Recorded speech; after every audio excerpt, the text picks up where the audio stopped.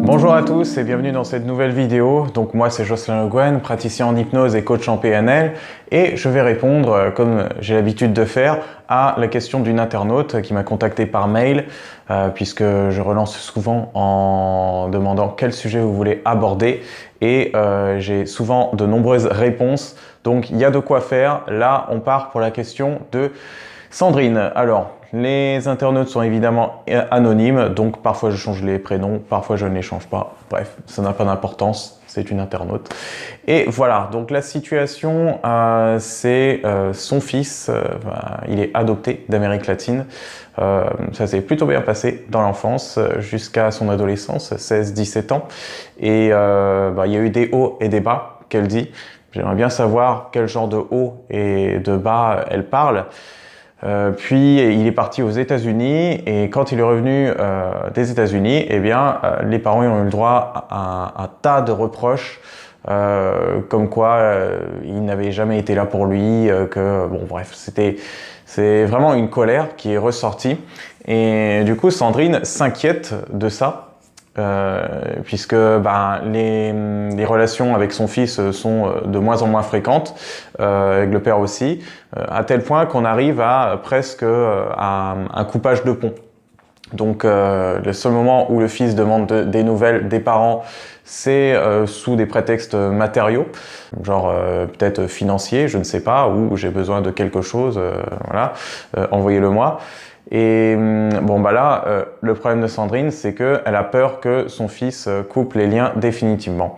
Donc elle est face un petit peu à un cauchemar classique, enfin, je dis classique, mais cauchemar de certains parents, dont les parents adoptants, certains parents adoptants qui empêchent parfois leur enfant adopté de reprendre leur dossier d'adoption, d'avoir des informations, parce que ces parents adoptants ont peur que leur enfant parte définitivement dans leur pays d'origine et revienne auprès de leurs parents biologiques.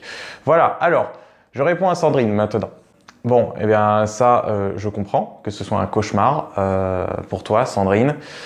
C'est très difficile de voir son fils, on a l'impression d'avoir fait tout ce qu'il fallait, en tout cas d'avoir fait de notre mieux, peut-être pas tout, mais de notre mieux, et penser que ça s'est plutôt bien passé, et d'un coup, le fils revient, et boum, une avalanche, voire un tsunami de reproches, on devient d'un coup les pires parents, descendus vraiment au plus bas. Et il faut savoir que bon, on est quand même dans la période d'adolescence, donc on est sur la construction d'identité. Chez les adoptés, comme chez même, on peut dire même dans les fratries, simplement, mais plus particulièrement dans les fratries adoptées, et puis même s'il n'est pas adopté, mon fils unique, voilà, il y a quand même le profil qui arrive.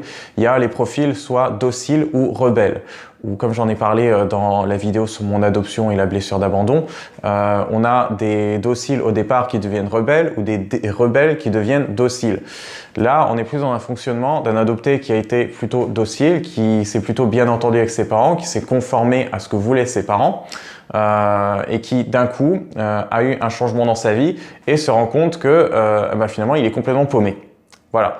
Donc là, on a plus un côté je ne sais plus qui je suis, je m'en veux à mes parents de ne pas m'avoir guidé vers ce que j'étais moi. Sauf que là, c'est encore très compliqué dans les relations familiales, parce que parfois, en tant que parent, on fait pas attention qu'on est en train d'instaurer notre propre conditionnement ou nos propres projections sur notre enfant. Donc l'enfant, lui, ne fait qu'imiter. Et puis, soit un beau jour, il se rend compte que c'est pas à lui, et du coup, il se prend en main pour faire les changements nécessaires, ou soit, il se rend compte, que c'est pas à lui, et il en veut à ses parents. Il en veut que ses parents ne l'ont pas guidé sur ce qu'il était vraiment, n'ait pas fait le travail à sa place, d'une certaine manière. Parce que le travail de se retrouver soi, ça, c'est un travail personnel. Se trouver soi, s'aimer soi-même, ce sont des démarches qu'on fait tous à notre niveau, par des activités, par des goûts, des préférences qu'on a envers certaines choses à l'extérieur, et qui nous provoquent un bien-être intérieur. Donc là, je pense que votre fils est en mal-être. Alors, aux États-Unis, il a découvert quelque chose, sûrement une liberté de choix. Et ça, il l'avait peut-être pas auparavant. Peut-être que Sandrine, tu lui as donné cette liberté, tu as eu l'impression de donner avec ton mari cette liberté de choix à ton fils, mais lui, il a interprété ça d'une manière différente. Un adopté peut se faire des films.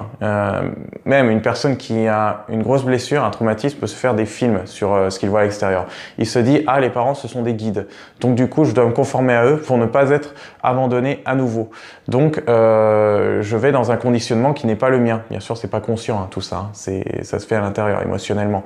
Donc, il va dans un conditionnement qui n'est pas le sien, pensant que c'est comme ça que ça marche et qu'on le lui impose, alors que finalement, c'est lui qui décide de se lancer dedans. Et au bout d'un moment, quand il arrive à cette liberté de choix, dans un autre environnement sans les parents, eh ben, il se dit, mais finalement, on m'a berné. Alors qu'en fait, en réalité, c'est lui qui s'est berné. Bon, là, ce ne sont encore que des hypothèses dans cette vidéo. Ça ne remplace pas une séance individuelle où là, j'ai la personne, je ne fais que des hypothèses sur ton fils, on est bien d'accord. Je ne le connais pas personnellement. Je te dis juste ça pour que tu comprennes un peu mieux la situation et que tu puisses la vivre de manière moins lourde. Que tu te dises, c'est pas obligatoirement de ta faute. Enfin, d'ailleurs, dans les problématiques familiales, c'est pas de la faute de l'un ou de l'autre. Il y a toujours une part de responsabilité des deux. Parce qu'on est sur de l'humain. Chacun a sa part de responsabilité. Maintenant, ton fils a encore, il a tout le temps de découvrir toutes ces choses-là sur lui-même. Et pour découvrir ces choses-là sur lui-même, eh ben, il devra vivre ses expériences. Vivre ses expériences, rencontrer des personnes pour se rendre compte ce qui est à lui, ce qui n'est pas à lui et ce qu'il peut reconstruire chez lui. Donc là, il est dans dans une période de reconstruction personnelle avant de revenir plus tard vers vous. Maintenant, le plus tard, c'est toujours ça, hein, la problématique. Hein. Évidemment, ça ira plus vite s'il décide de travailler, faire un travail psychologique sur lui-même, que ce soit accompagné par un professionnel ou tout seul, du temps que la démarche est là, que la volonté est présente. Et s'il ne le fait pas, bon, ce sera plus long. Forcément. Là, on est encore sur un facteur extérieur. Tu peux pas attendre le facteur extérieur, Sandrine. Tu peux pas. Tu dois reprendre toi aussi ta vie en main, de ton côté, tes responsabilités. Ce sera le meilleur exemple que tu pourras donner à ton fils. Surtout, les enfants ont besoin inconsciemment d'un guide. D'un guide et quelqu'un qui sait aussi se responsabiliser lui-même. Hein. Un parent qui rejette toutes ces problématiques ou ces malaises sur ses enfants, eh ben, qu'est-ce qu'il donne comme exemple aux enfants? C'est que le monde est contre lui, que l'extérieur est contre lui et que ses propres parents sont même contre lui. Voilà. Et bon, ben, je ne dis pas que tu fais ça, mais là, je te conseille juste de te recentrer un peu plus sur toi, de t'inquiéter moins pour ton fils. Il arrive très bien à se débrouiller là-bas, visiblement. Il a juste besoin de matériel parfois, mais je suis sûr qu'il pourrait se débrouiller tout seul. De te recentrer sur ta vie avec ton mari afin de montrer un peu cet exemple. Alors après, il aura beau dire « Ah, je le savais, ils sont en train de m'abandonner. » Bah oui, mais écoute Sandrine, tu as toujours été là pour lui. Tu ne l'as jamais abandonné. Tu étais là quand tu as changé ses couches, quand tu l'as éduqué jusqu'à l'adolescence. Tu as supporté ses petites crises de colère. Voilà. Là, c'est peut-être un petit peu catégorique ce que je dis et c'est pas facile à mettre en pratique. Évidemment, moi-même, je ne suis pas parent. Je peux pas vraiment le comprendre. Je te parle de mon point de vue d'adopter, de mon expérience personnelle et de ce que j'ai vu à mon niveau professionnel, à mon cabinet. Donc, c'est toujours compliqué, les dynamiques relationnelles, qu'elles soient sentimentales, familiales, amicales, parce que c'est deux mondes qui s'entrechoquent, deux visions qui ne sont pas forcément les mêmes, qui n'ont pas les mêmes paramètres, les mêmes vécus, même s'il y a une problématique toujours commune. Parce que, bon, si on vit une problématique avec un relationnel, dans une relation avec une personne, c'est que l'autre personne nous renvoie le miroir de ce qu'on a le plus de mal à surmonter chez nous. Donc, il n'y a pas de solution immédiate, Sandrine. Il y a que le temps et ne cherche pas à revenir vers lui excessivement parce que plus tu iras vers lui, plus il va chercher à te fuir et plus il va, même là il est dans une période de rébellion, comme tu l'as dit, il a une colère en lui et cette colère elle vient de tout ce qu'il n'a pas réglé avec lui-même. Donc peut-être qu'il reviendra à ses origines, mais ça le regarde, il devra traverser en tout cas ce qu'ils traversent en ce moment et que tu as du mal à supporter, cette période de colère et de mise à distance des parents, de mise à distance de toi, de mise à distance de ton mari. Et peut-être que c'est difficile à supporter parce que dans ta famille, on ne fait pas ça, on ne met pas les parents à distance, on reste soudés. Et ben non, lui en décide différemment. Et peut-être que même il est en train de régler une problématique généalogique, mais là on va sur des hypothèses encore autres, quoi. À toi d'accepter, enfin d'accueillir cette expérience qu'il fait de lui-même, cette colère qu'il a, et qu'il a besoin de temps, de travail pour le régler. Moi, en tout cas, je ne peux pas faire mieux en te répondant à cette vidéo, puisqu'il faudrait que j'ai la personne, que je t'ai vraiment en individuel, que j'ai ton fils en individuel pour régler une problématique.